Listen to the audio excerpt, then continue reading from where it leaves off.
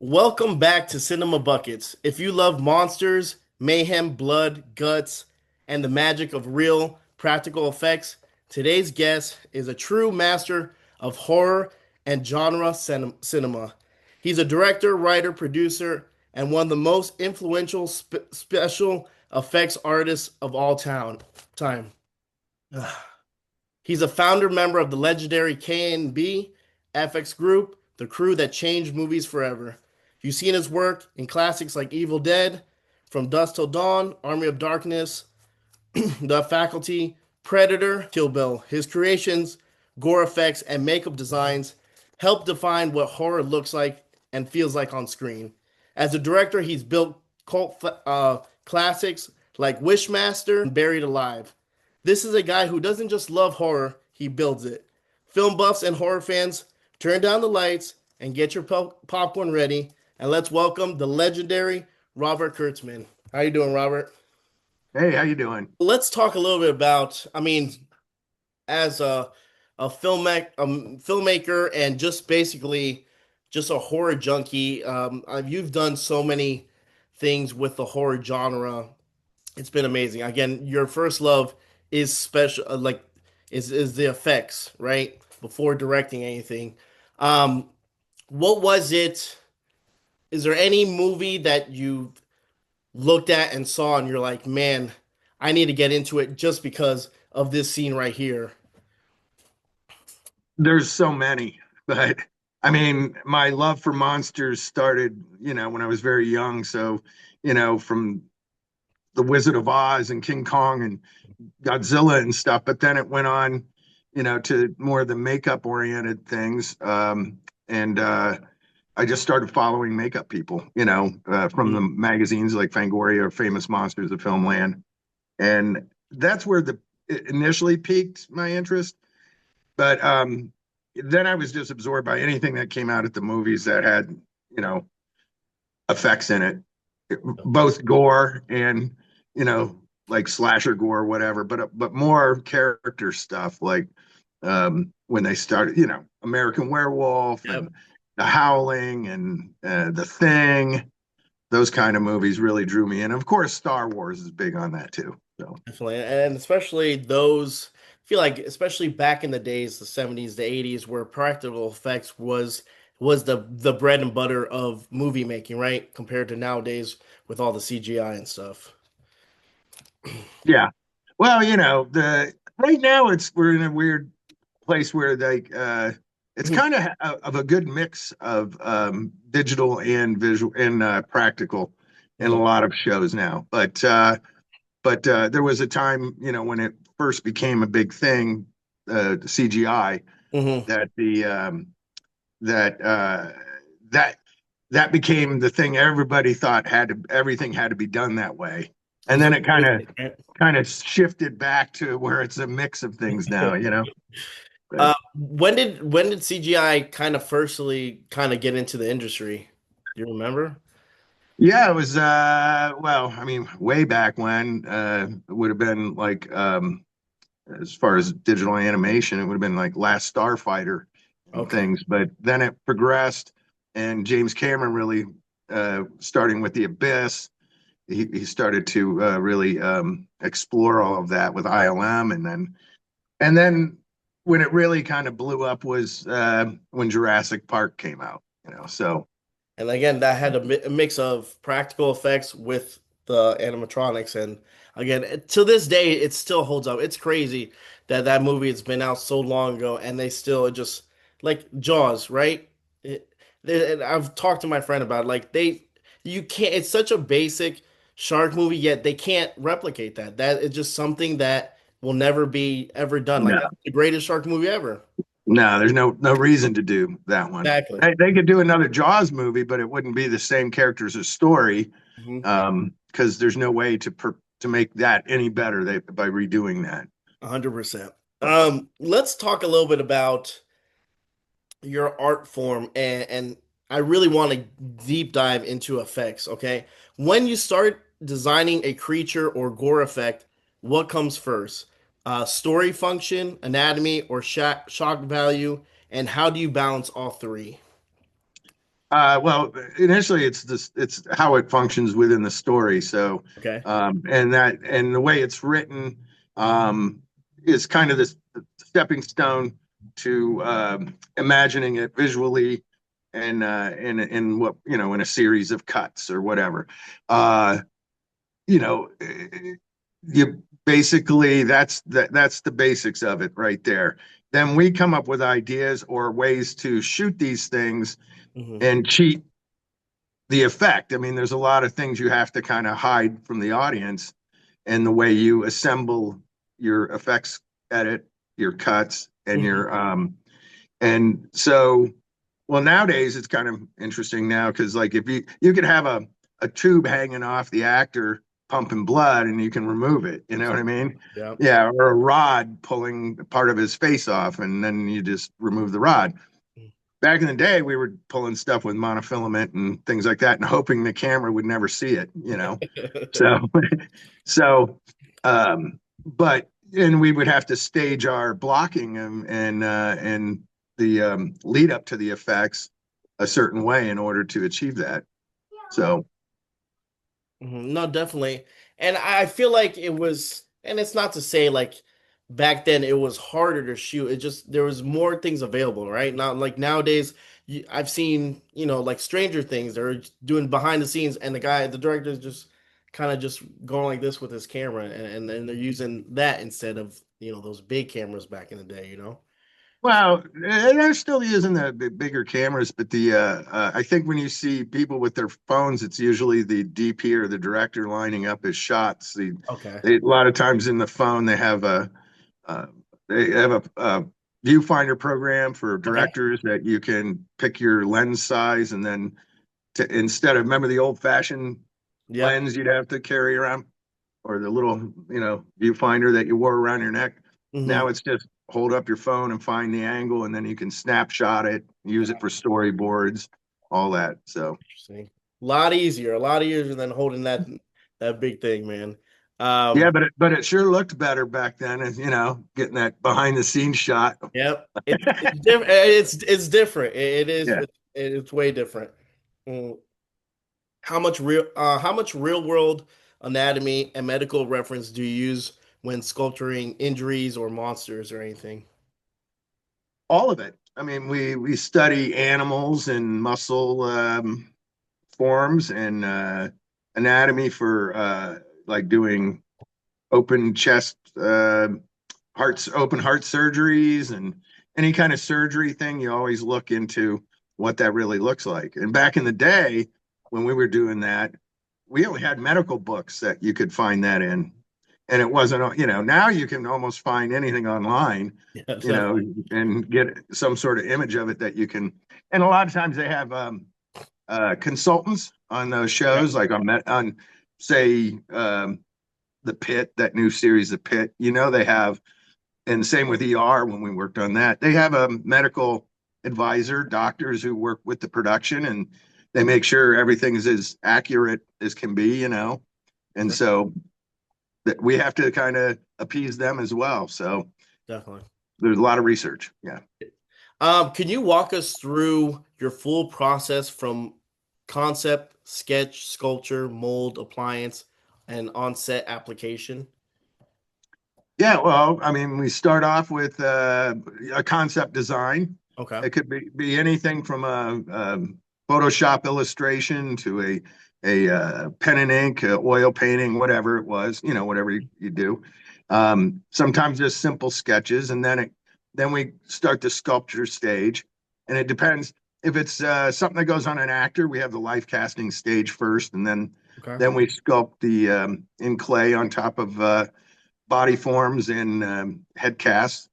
Um, and then that all gets broken down into pieces that we run in foam, latex, or silicone. Mhm. And then you go through your painting process. And there's a lot of little in betweens I'll leave out, but like patching and seaming and all that. And then you have your once all that's completed, you're on set applying that to the actors.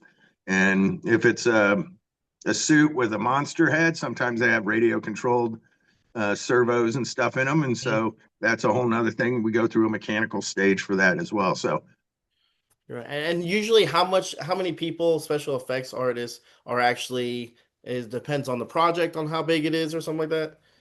yeah, absolutely. It can go from, it depends on the show. You could have a 5 to 10 man crew on a certain show, depends on how many effects are in it and creatures. And then you could have something like, Army of Darkness, which had dozens and dozens of people on, you know. Crazy. So probably, God, I can't even remember how many people are on that. Probably at least 25 people, if not Holy more, cow. worked on it. Because some people work short periods of time and some people specialize in certain things. So you might have someone come in and do hair work Just or for that. make a wig for one of the puppets or whatever, and then they're gone. Mm. So Okay, interesting, interesting. What materials do you prefer today? Silicone, foam, latex, and why? all of it, All of all it? of it. I'll use all materials. It depends on the application. Okay. A lot of times for makeups, we're using silicone now and prostate transfers and things for wounds. But there's a limit. Like silicone tends to be heavy when it gets thick. So if you have a very broad creation that has like 4 inches of foam or of thickness to the Uh-huh. sculpture, suddenly that head will weigh 15 pounds. So It. so in uh, sometimes we'll just do it in foam latex the old fashioned way, or a combination Okay. of the two, where the face piece might be silicone, but the back of the head and everything is foam latex to make it lighter. So, Definitely. And then obviously you get the actor's opinion and stuff if it's too heavy or whatnot, correct? And kind of you have to adjust from there. yeah, if you have that luxury of getting Oh, tests and then be able to rework your process, the hard part about some of our materials is that they uh, like if you use silicone or you have a silicone mold, you can't run latex in it because it'll contaminate it, and then you can't run the silicone. It won't. It'll gum up. There's ways around that, but it makes it hard, and it's not accurate all the time. So, um, but anymore, yeah, we used to have like R&D and a schedule that allowed a bit of that hmm back in the day. But now they shoot all, especially kind of independent movies. They have very tight schedules of like under 20 days or 20 days or under now. And it makes it really hard. And their prep schedules are very quick. And so you got to try to just attack it in a certain way that it'll work.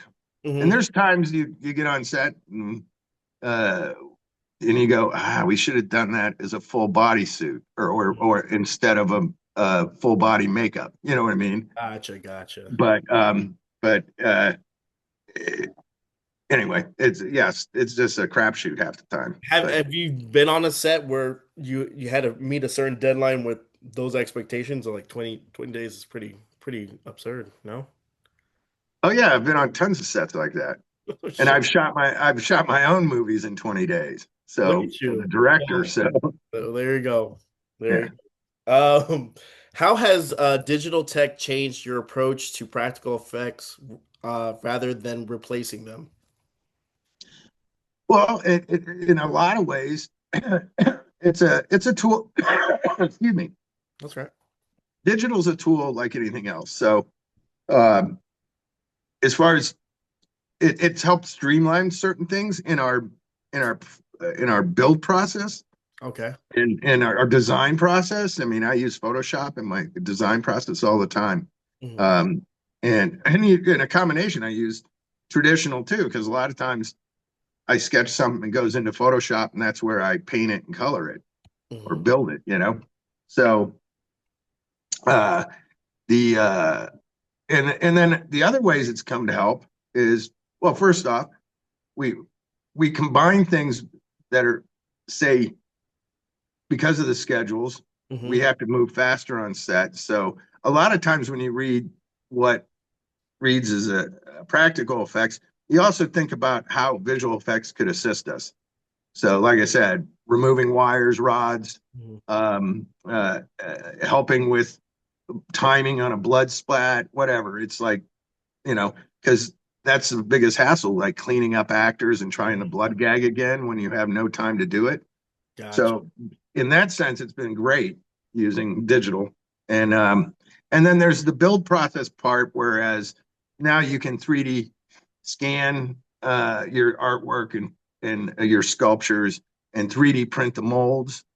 And so it kind of speeds up some things. Hmm. Um, and and allows you, especially like with prop building or things that have to look mechanically cool. Hmm. Um, it would be like today, like back in the day, they would sculpt the whole RoboCop suit, and it would take forever to get it to look so polished and clean. Hmm. And now you can basically build that in ZBrush or a 3D model program, and then literally spit out the parts, and just sand those. You know what I mean? It's like it's so there's a lot of cool stuff that's continues to happen with technology that is really cool and somehow affects people. Always find oddball technology to absorb into makeup effects and creature effects. So Cool. Interesting. What's the most technically difficult effect you've ever pulled off on set? belief is uh, I don't know. I mean, there's big things Hmm. that we've been involved with building, like at KNB when we did Spawn. Like the biggest thing we ever did mechanically was the Violator, Oh wow, which that's was which was really impressive at that time for us. It wasn't Jurassic Park, but it was like our big mechanical thing that we did back then. And it was all, how long did that take? how long did it take? Yeah, Oh, because the whole prep. I don't know. There's quite a few, 12, 15 weeks or more. And it was all hydraulic and it was had a computer system that would help translate the movements from the puppeteers to the puppet. And so that was really, impressive, and it was very expensive. So uh so there's that.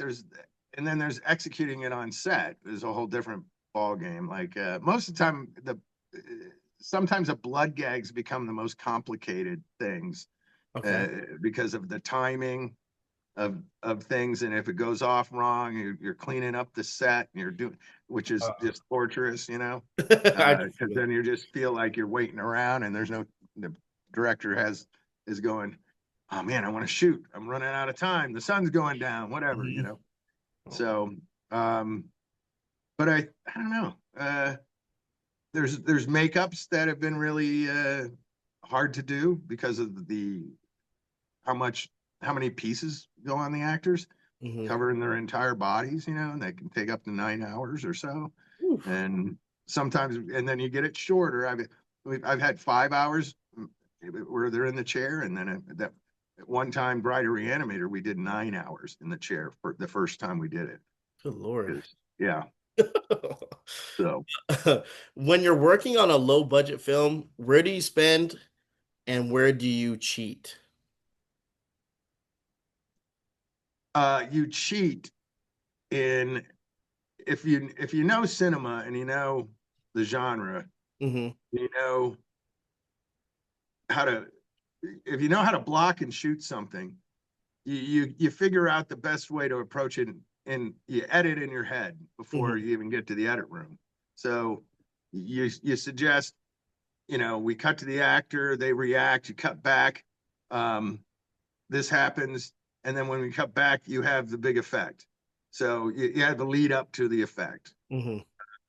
Say somebody, um, a good cheat would be you could build a complete awesome replica of the actor's head to bash with a hammer, right? Hmm.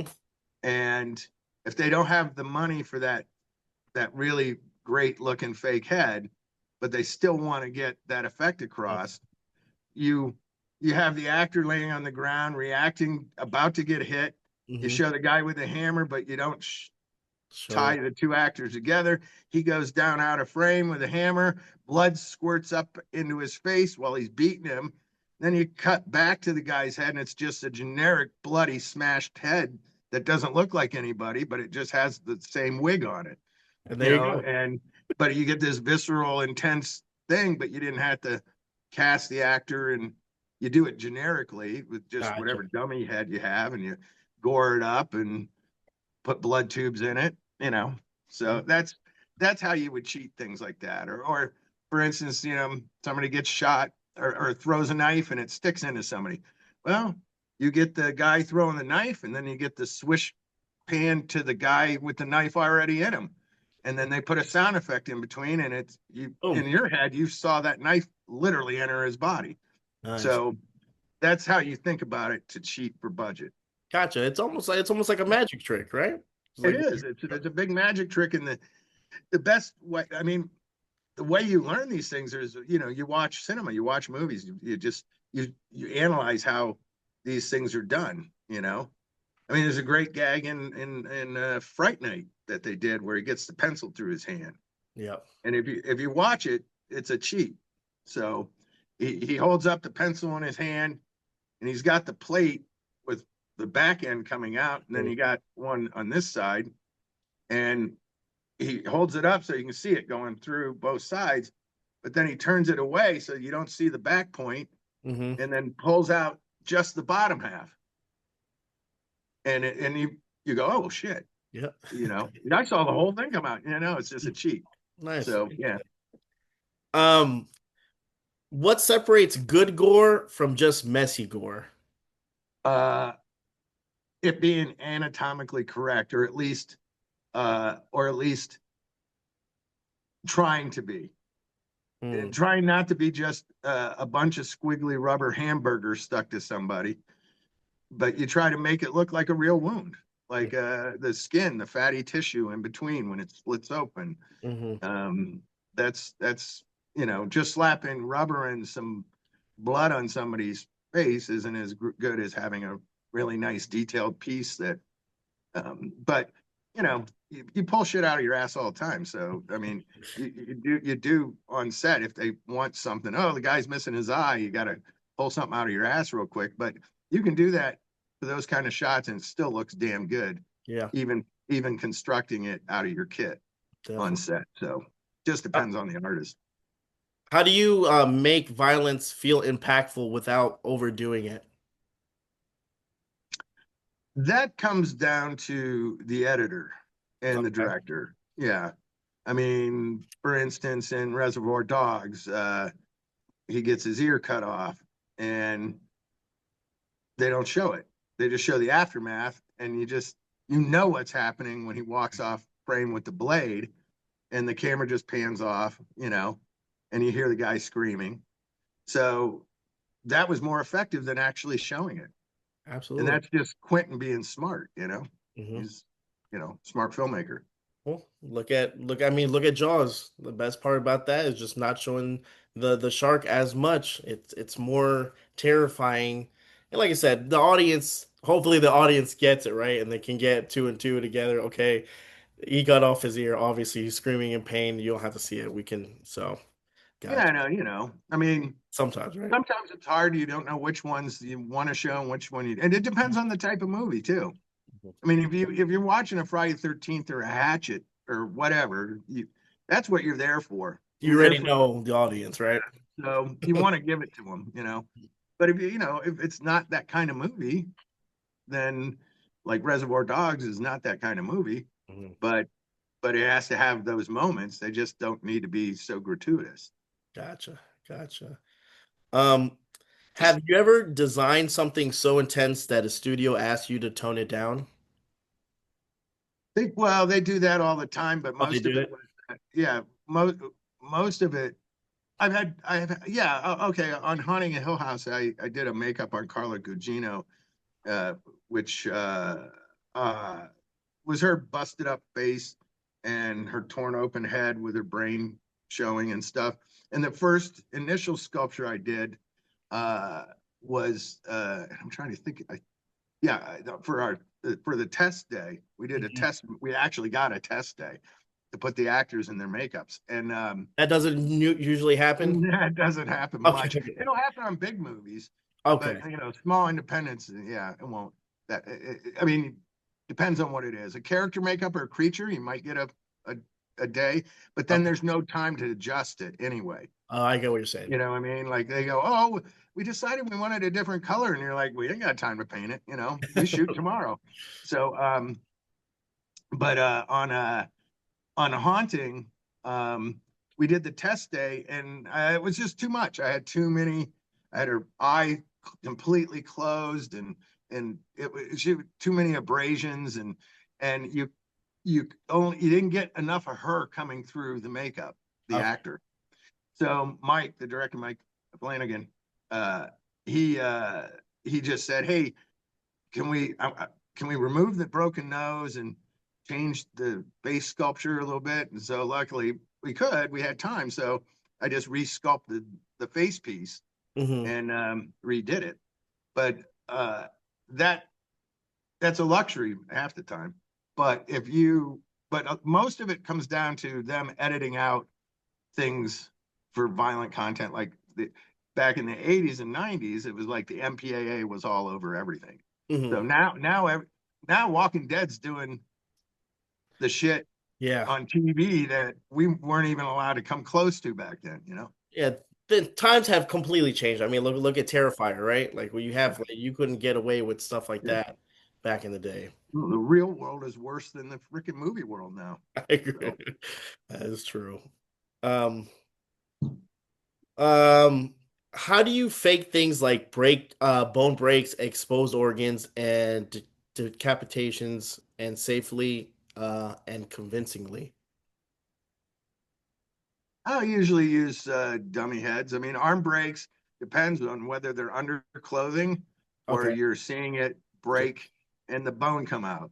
So, one's approached as an appliance on the actor and a sound effect and some creative editing, and the other one, like for if you're doing, say, a cheesy Steven Seagal movie, and he like bends your arm backwards and breaks it.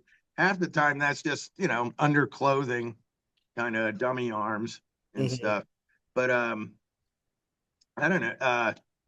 They're all done in different ways. Sometimes you'll pull something off, pull a head off with a wire while somebody swings a chainsaw at it. and and sometimes exploding heads, we do them with air mortars, and we blow, or blood mortars, Hmm. compressed air, and you just fill it full of stuff and let it blow apart and put it together with magnets. That's how it's held together, and it is just used for that moment of boom. And the great thing about digital now is you can have the actor literally do the action right up to that moment, freeze, And then, take the actor out, put the dummy in quick position. They kind of blend it together, and then uh, in one shot, you see him turn, scream, and his head blows up. It's nice, kind of cool. nice, But nice. Almost kind of like I had Adam Marcus on. He talked about Jason Goes to Hell and the scene where they blow up, Jason mhm. Freeze in the beginning. So something like that, which is something Yeah, really which is, unique. but yeah, that was our dummy, and they blew it up. So the pyro guys rigged that thing full of deck cord, which is primer cord, and that thing ripped apart beautifully. And the head went straight up, spinning in slow motion, which was That's awesome. So that's that's awesome. Um, how did FX background shape you as a director? I'm sorry. Go ahead. How did your FX background shape you as a director? Well, because I got into the business doing art Hmm. and practical effects, it helped me on uh, being around other filmmakers and being on set and figuring out how to do effects with those filmmakers, and then interacting with all the departments, Hmm. from wardrobe to um, stunts to special effects, all that. uh, that's learning. That was my learning process there. So that gave me enough confidence to figure out how to run a set. Yeah. and how to block out scenes and do all that prep work because we were doing it anyway. Oh, definitely. Do you think practical effects artists understand story differently than traditional directors? uh, say that again. Do you think Sorry. practical effects artists understand story differently than traditional directors? No, no, no. We may just have a little more knowledge in how to achieve some things. Okay, But no, I mean, it is if you're a good storyteller, you're a good storyteller. So 100%. What's your biggest lesson you learned from previous directors that you worked with? Again, you worked with some of the greatest filmmakers. I mean, Adam Marcus, you had John Carpenter, you had Robert Rodriguez, Sam Raimi. Anything that you kind of got from each of them on set? all the time. Shit. Yeah. Whether it's how they deal with an actor, how they deal with stress, how they block a scene, Hmm. um, you know, how they work with their editors, whatever it is, you can pick little things from each one of those guys, Hmm. you know. What do you think makes horror timeless versus trendy? Well, it is trendy because No. it goes through its trends. Yeah. That was kind What of makes it timeless is, I think, because yeah, nobody's gotten tired of it. It's like the most profitable genre because they can make them on a certain price. They don't have to be really expensive big movies all the time, and they uh, there's a fan base still for it, and you know there's a horror community out there that goes to conventions and supports horror like crazy. So I think that's the biggest. And people like to have a thrill, man. They like to go. People love to get scared, Yep. but it is trendy because you're going to go through that. Right now we're going through the kind of slow burn Yeah. horror films where it's they call them what do they call them, heightened horror. You know they're not old fashioned monster fests or whatever. They always have to have some social commentary as well. Always, It can't always. be just It's the fun, time. It's the time we live in where So it's and always some shit yeah, like that. it goes through its thing, like suddenly, vampires are like old hack, and then something comes out, boom, it's I would say Twilight kind of messed that up for vampires for a little bit, and then they kind of changed it up. I mean, back in the day, you had John Carpenter's vampires, and you had Lost Boys, and then it just had all those. I mean, from Dusk Till Dawn, you get those vampire movies, and then you get shit like Twilight, and it's good lord. well, Twilight had a big audience, They you know. did. It They just did. wasn't us anymore. It wasn't us. Um, what's something young FX artists don't understand yet about the industry? Anybody who tries to get in the film industry doesn't understand how much hard work it is. They always look at the want to be famous. They want to be famous, or they Mhm. want the attention, or they want to say they're working on movies but then they have to be ready for the hard work because it's long hours and no sleep, and you basically give up your life when you're on a movie set, Mhm. and you have to have a thick skin because you're going to be yeah reject your ideas will be rejected sometimes uh, you Criticized, right? there's personality conflicts a lot. You got to hope that you can get along with everybody on a film set, not always, but and then you're always the possibility of running into creatives or producers or studio people or whatever that you just Oh, yeah, I die. it just adds stress to your daily routine. So you have to be ready for that. And if you don't know how to navigate that or deal with it, you know, I mean, uh, I've had quite a few of moments where my head explodes, you know, and I let out the rage, you Yeah. know, Yeah. but I'm a little older now, so I'm not as wound up as I was when I was younger, but There we go. That's good, man. That's good. I mean, it's you're learning when to flip out and when not to. It makes sense. I mean, you pick your battles, right? That's why my grandfather used to tell me about my wife and women. He's like, "Hey, pick your battles. You're not going to win everyone, but pick the right one. Don't stress about it." So there you go. How do you stay inspired after decades in the business? well, yeah, it's hard. It is hard. But there's always a filmmaker or an idea or a script that you can find that comes to you and you go, you know what? I kind of dig this. I can find something to grab onto there that gets your creative juices flowing, and it's like, and no matter what, we're always like, we can't just sit around. We always have to do something creative. Yeah. And sometimes that might just be working in the yard, but but um whether it's painting, sculpting, drawing, writing, whatever, it's a creative outlet. And I don't know, I'm still a fan of movies and the industry for the most part, but you know Is that what kind of drew you into working with Kevin Smith on Tusk? Was something that because I think I've seen an interview before where you said like no one's ever done a walrus man before. Like that's well that well yeah, that I mean, initially, there's two reasons why I wanted to do that. One is a very good friend of mine was producing, okay. and he contacted me and said, hey, would you like to I'm producing this movie with Kevin Smith, would you like to do something with Kevin Smith? And I went, fuck yeah. It's like, are you kidding? So it was the attraction of working with Kevin. Okay. And then I got the script, having no idea much about it, Mhm.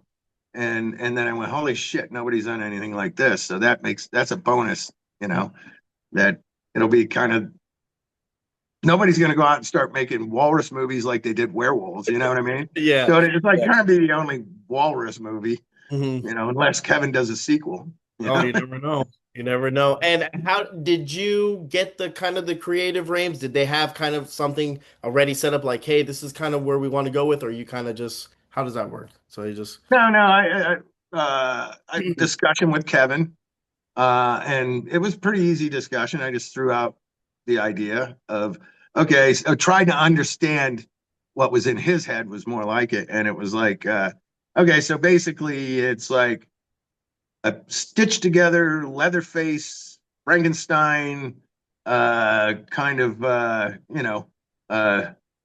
skin Texas Chainsaw thing, but done in a walrus form where it's like patches of people and we can have ears and fingers and hands of human skins. And Gotcha. he's like, yeah, that's it. And then we, went out, there's a sketch done, and uh, Mark Kidwell did a sketch, and then we went right into sculpture form. Nice. Nice. Very cool. Very cool. Awesome look though, too, man. That's kind of cool that Thanks. a vision like that and to apply it. What's your personal definition of good horror? Oh my God. Well, good horror. Anything that, for me, it's anything that entertains me. Okay. If it entertains me, then it's good. If I get bored in it, then it's shit. It's shit. Like I'm like, if I'm not wanting to see what happens every minute, Then you lost. then you lost me. So, um, Sam Raimi told me once, when I was doing my films, and he gave me some advice. He said, the audience will forgive your production values, your bad acting, your if in your movie, like, if it might look low budget, it might not have the best effects. He goes, but if you entertain the hell out of them, they'll forgive all that because it's still fun. Yeah, It's still a good time. So, it's good advice. How important is mentorship in this industry? well, it's good if you can find it. but yeah, you know, in the effects industry, the hard part about mentorship right now, I mean, or in the effects industry, is because of the last few years, it's like a really tough industry right now to break into as as someone coming off out of school or any of that, because all the veterans are uh, it's slow for the veterans as well. So when you know, there's no room for the new people coming into the industry, and the industry's changing so much. You Hmm. know, nobody's going to know what the fuck's going to happen with all the shit that, you know, going down. But Um, what skills outside of sculpting and makeup are essential and how? okay, well, it depends on what part of that.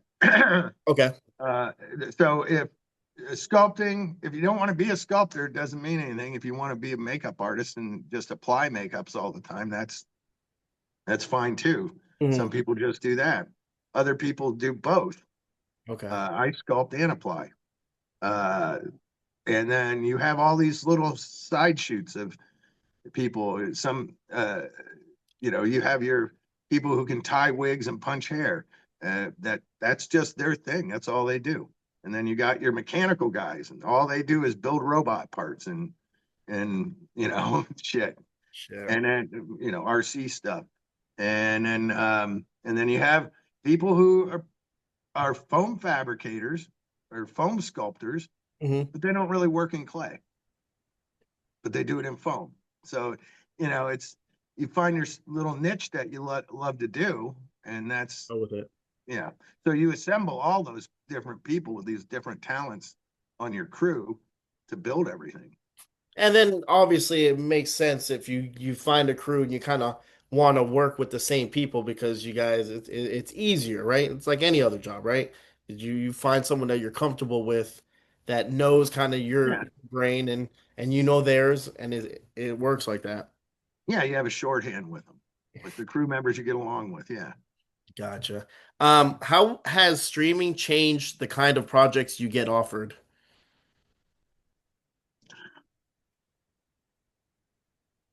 not much. I mean, there's a Okay. lot more genre-oriented TV shows going on, like The Haunting of Hill House. Uh, but there's so many of them now.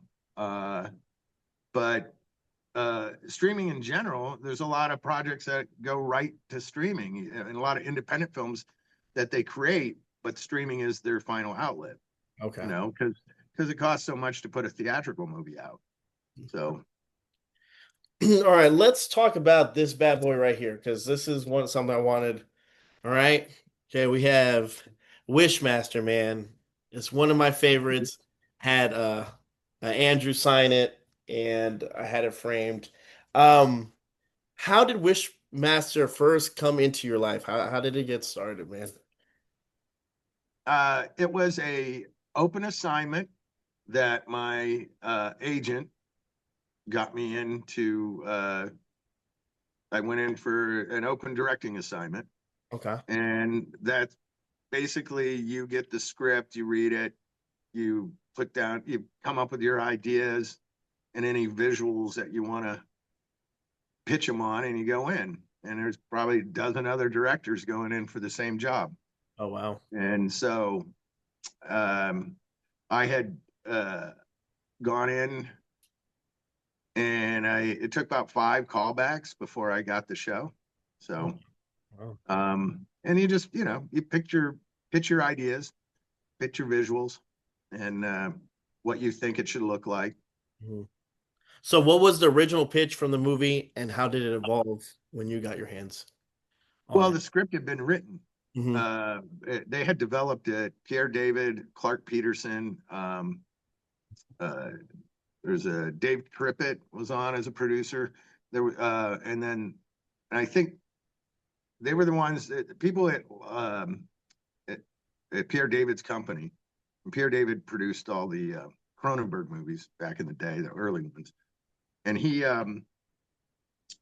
wanted to do this Evil Genie movie, and they did a bunch of research, and then hired Pete Atkins to do the script. Okay.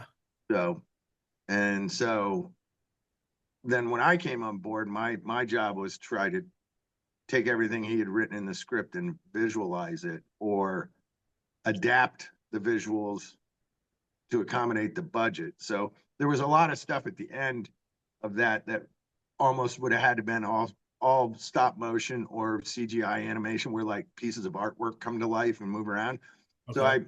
I had to go in and tailor that to what we could do with it as makeup effects people, KNB and us. So it was uh,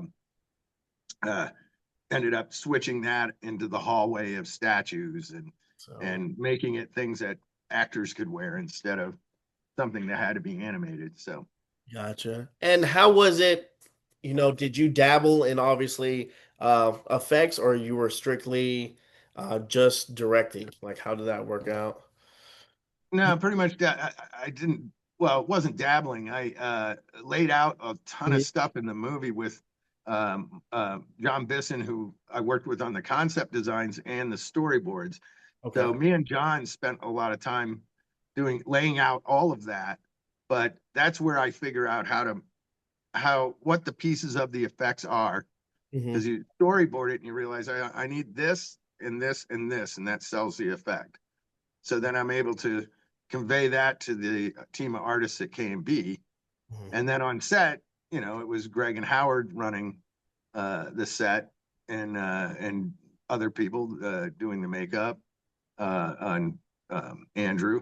And so it was, you know, I, I have so much to deal with on set. Hmm. I can't go into the makeup room for 2 hours while I'm being asked 100 questions Hmm. uh, to get the day going and do the actor's makeup. It wouldn't make sense. Gotcha. So So was the original concept already for the gin was kind of laid out, or you guys that you came up with that? no, we designed it, and That me, yeah, that was pretty much me and John Bisson, and John did he probably did 30 or so, or maybe 50 sketches, Mhm. and to hone it we'd find something we like about one sketch and then change it and incorporate something about another sketch, that we liked, different body armor or different wardrobe costume Yeah. designs. It looked, like I said, it looked amazing. I remember, I think Andrew was talking about just being in the makeup, and getting that done. What drew you to the idea of the Jinn as the central villain? I mean, instead of more traditional slasher, you said that was already been set up though, by the writer. But what look did you want him to have? Because again, for the most part, it's Andrew, right? And Yeah. then when he reveals himself as, you kind of always wanted to have the horn, kind of like the long horn drawn down and stuff like that. Mm-hmm.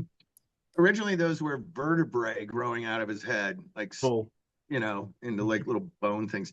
One of the producers said, "Why can we make those fleshy so they're not just skulls attached to his head, but they move around?" And I went, Mhm. "Yeah, that's cool. We can do that." So it was the same look, just different look to the tentacles. Mhm. Um, no, I always thought that it needed to be like this. It's not really a physical character. He doesn't like beat people up or have, Mhm. fights or claw people or any of that. Everything has to be in service of the wish. So he's like a god in his world. So he has to be very majestic. And that's why we kind of made his costume that way. And he's very ornamental. He has little scarring on, like tribal scars. And then, Mhm. his little pointy fingertip jewelry, Yeah. So How was working with Andrew, by the way? Because again, he knocked it out of the park. I mean, jeez. yeah, I hate him. No, I'm just kidding. No, I love Andrew. I just love Andrew. I've always loved him. That's why I mean I love working with him on that. I love working with him on the Rage. I wish we could do more projects together. So Definitely. Um, let me see, let me see. Okay, so we're gonna go through real quick. All right, let me see if I, 'cause I have a million damn papers around here. I had it here. Sorry. So we're just gonna go through some of the films that you made. not that you made, Mhm. but that you were in, and just kind of go through, maybe explain a little bit of like what you did on that, like how you said you worked on It Follows, like, oh, what'd you do on It Follows and stuff like that. But I just can't find the damn paper now because of course I would lose them. But um, hold on a second. Fuck it, we're just gonna go here. So we're not gonna do that. Never mind, because I can't find the damn paper now. So sorry. We're gonna have to. I'm gonna find it after like the interview's over. I'm gonna be like, of course it's gonna be like that. Oh, whatever. This is just gonna be a couple of random questions, kind of trivia, just to kind of end the show. But here we go. Any director you haven't worked with that you would like to work with? Yes, Clint Eastwood. I mean, he's still going, but I oh think he's done. yeah, But like I don't know if he's gonna. I don't know. But yeah, that was Cool. always a big deal to. That was the one filmmaker I would. Oh, and the other one would be Mel Gibson. Mm, no, So and I mean, I think. he's brilliant. What's the grossest effect you've ever made that even you thought to yourself that that was nasty? You made some nasty shit though, so Uh, okay, well, that film is touring the country right now, and it's oh, called okay. "Fuck My Son."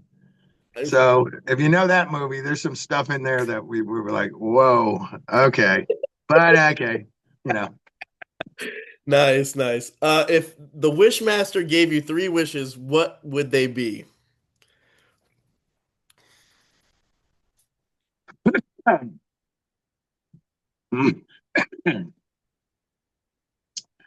Well, see, I you mean if I didn't know that he was going to twist him and fuck me?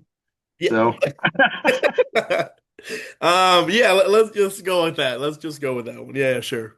uh, Uh, long life and happiness. okay.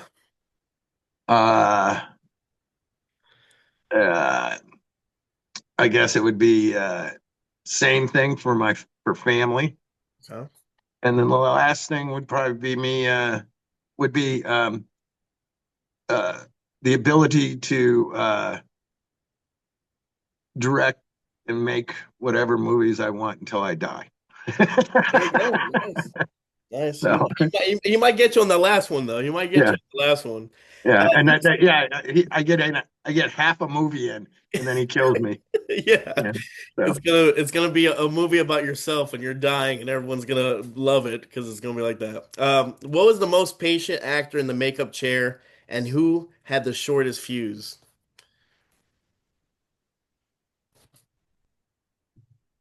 uh, I don't know. I've had a lot of great actors in the makeup chair. I got Doug Jones is an amazing person to have in the chair. Robert Englund's an amazing person in the chair. Um, Justin Long was amazing in the chair. Uh, there's a few that haven't been, or but uh, I I don't know. I kind of don't want to No, that's fine. badmouth Yeah, anybody. I know you don't have to do that. It wasn't like a Yeah. second question. You're stuck on a desert island with only three horror movies. What are you bringing? The Thing. Classic. Uh, I don't know, because I'm old school. I guess I'll go back a bit. Nah, probably The Thing. I don't know. Let's say I have to have a really B movie in there too. Okay, go ahead. So I'm gonna say like Humanoids from the Deep. Okay. At least you got some naked girls running around and a lot of cool monsters and so and Doug McClure and then let's see, does it have to be a horror film? No, it could be any film. Sorry, I just added horror, but you can add here add a regular movie. All right, it might be something like Escape from New York or yeah, Fantastic. That's Assault on Precinct 13 or something like that. there we go. Any monster you haven't made or would like to make more of? No, like I don't want to make more freaking of the same shit. I Yeah. mean, you can always put your own. It depends on the storyline if the storyline's cool, but Hmm. I prefer to make. Somebody approach me right now. Hey, do you want to do the new Jason? I'd be Hmm. like, Yeah. no, it's a hockey mask. I don't give a shit.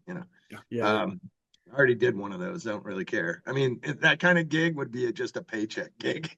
No, I 100%. mean, we No, do I our get. best work, but if it's not exciting. I mean, it's more Mhm. exciting when they come to you and they want you to do something like we're doing this movie and it's like legend and there's all these characters in it and this demon, and then you're like, Mhm. ooh, get all Well, excited. well, one of the things you worked on was the faculty, right? How was Yeah, working on that? Because that creature design was pretty badass. The queen, the yeah, main queen one, and stuff like that. You worked with doing those effects or no? yeah. That Yeah. KNB did that. Greg ran the set on that. We built all that. That actual monster. Because the budget of the film wasn't huge. Uh, Mhm. that is a retrofitting and redesign on top of the Violator mechanics. Oh, really? Yeah. I can see So it now. Now, like you said, that's yeah, funny. we That's took its awesome. arms off and put tentacles on its arms and everything. But I really like that movie. It's one of my It's a very underrated favorite movie. Robert movies. Yep. Uh, After Dusk, that's my favorite movie. Um, but uh, what was the question? How you got off subject? Sorry, sorry. I said, shit. What was your, no, that was just me adding that, but what was your favorite? No, no, that wasn't it. Any monster you haven't made or would like to make, and then I just Oh, added yeah. the faculty. Yeah, Bernie Wrightson was Mhm. a designer on the creatures for that with us. He was our concept guy. So Mhm. All right. Well, I found the damn list of I finally found of the little movies and stuff. Again, you could do like short. You don't have to go into crazy effect. I mean, into crazy detail. But Doctor Sleep, what'd you do in that one? all the makeup effects, Okay. yeah, all the and like Grandpa Flicks makeups and um, very did the little kid puppet, the ghost version of that, and then of course the lady in the bathtub, Yep. Nice. so Mrs. Massey. Jay and Silent Bob reboot. We did the Iron Bob costume and then a Nice. couple other things in it. But yeah, that was the big thing. Cool, cool. Once Upon a Time in Mexico. You know what? I couldn't even tell you on that. I know there was a fake arm with Johnny Depp. Greg ran the set on that one as well, but there Okay. wasn't a ton of stuff in that. There was just a few things, you know. Oh, so you said the third arm, right? Where he had it, where it was kind of fake. Yeah, where there's a fake arm and the gun and whatever, And I haven't seen it in so long, I can't even remember what's in it. Identity. Identity, yeah. A couple of things in that, but the big thing was Bat in the the guy's guy mouth. with the Yeah, baseball bat down yeah. his I was about to throat. say, I'm Yeah, like that had to be yeah. because it's weird though. Like you kind of once you start seeing all these special effects people and you see what type of movies they're doing, you kind of know what you're kind of getting. Like I'm like, oh, if I see your name or I see Adam Marcus, I'm like, okay, I kind of know the effects are gonna be they're gonna be on point, compared to other artists and stuff like that. So it's funny that I didn't I didn't think the bad thing was the only thing that I was like he probably did that because it looks like something that you can knock off, you can pull off. What about Vanilla Sky? That would have been that weird makeup on Tom Cruise. The porcelain Yeah, mask, whatever the yeah, hell it was. yeah. But 13 Ghosts. I think Howard. I'm trying to think who. I can't remember who applied that. We made it. I think Mhm. I don't remember who applied it. But anyway, No, no, it's fine. 13 Ghost. again, that all the ghosts Hmm. and all the kills.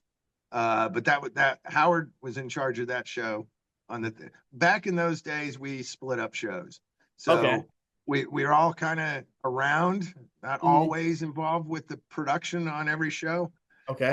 as far as the builds. And then one of us goes to a movie set and runs the movie set with a crew.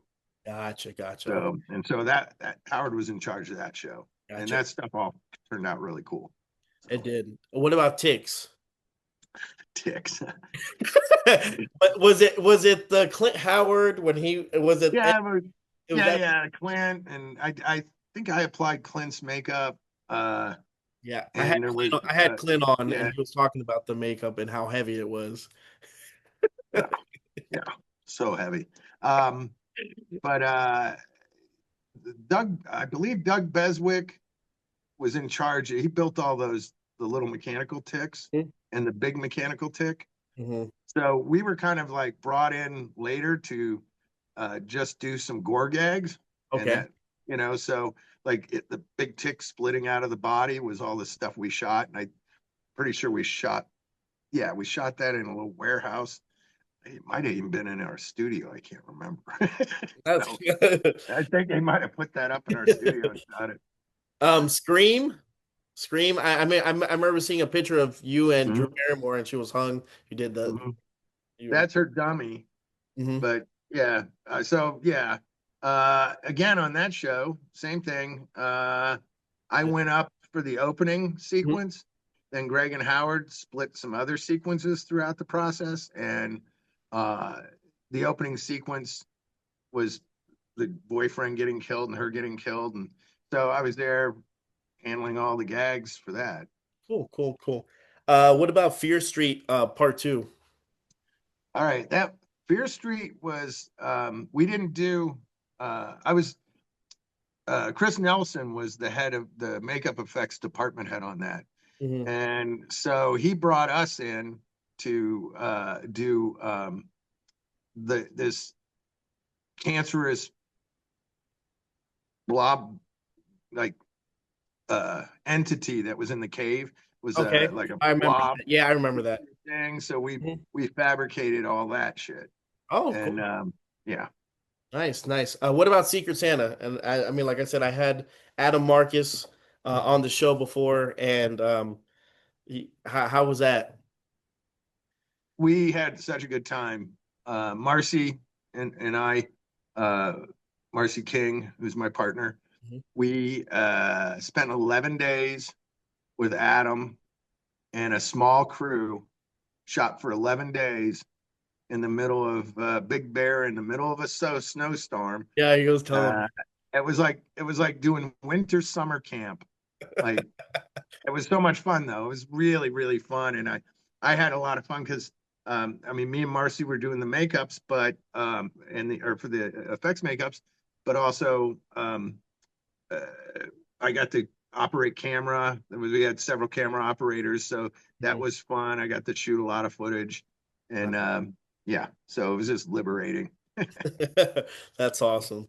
All right. Well, before I let you go, man, I wanted to say it's been an honor and a pleasure to have you on to talk about your movies that you were in, the movies that you directed.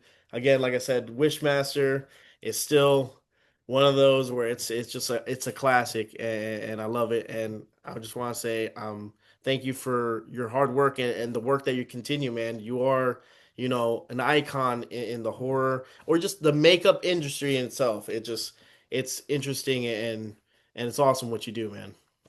Well, I appreciate it. Thanks for having me on the show. Yeah, man. Yeah, absolutely, man. God bless and thank you so much.